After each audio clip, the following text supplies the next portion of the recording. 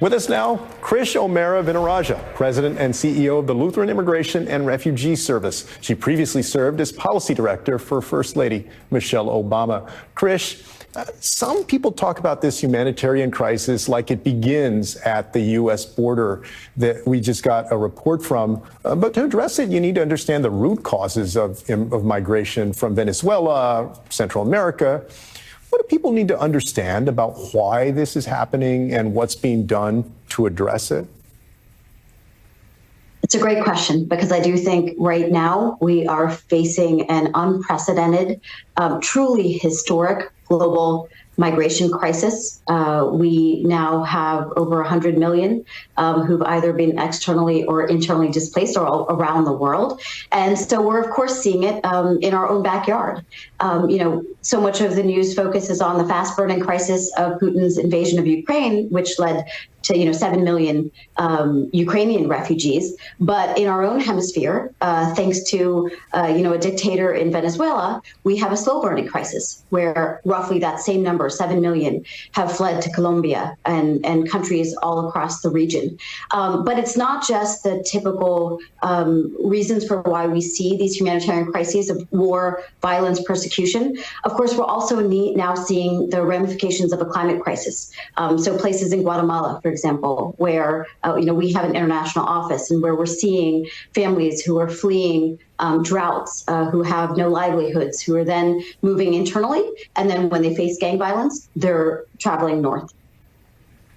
Well, that's such an important point, that this is multifaceted, several reasons, not just one reason, and different in different countries of why people are coming to the United States.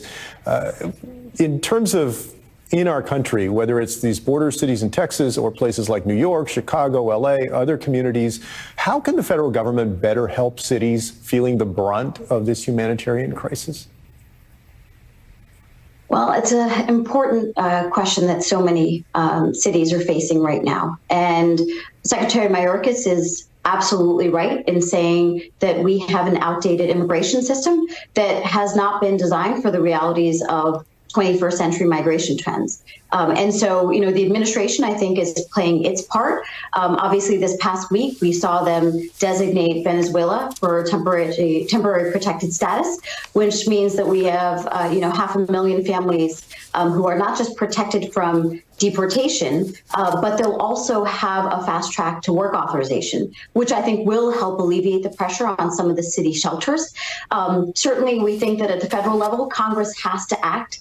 We can't live in a system that is so outdated that the last time we've had reform was the early days of dial-up internet. And so that's where obviously the gridlock of Congress is truly hurting our own self-interest. But this is also where the administration needs to step up and recognize immigration is a national issue, which requires a federal response. It is wonderful that we've seen DHS allocate funds, but the truth is we are seeing cities in Chicago, New York, bearing the brunt themselves. And so this is why we at LIRS have been advocating for a national case management system so that we can help these families, not just as they arrive in border cities, but as they go to cities, areas all across the country. And that's where we need to see more of a national response, recognizing the nature of this issue.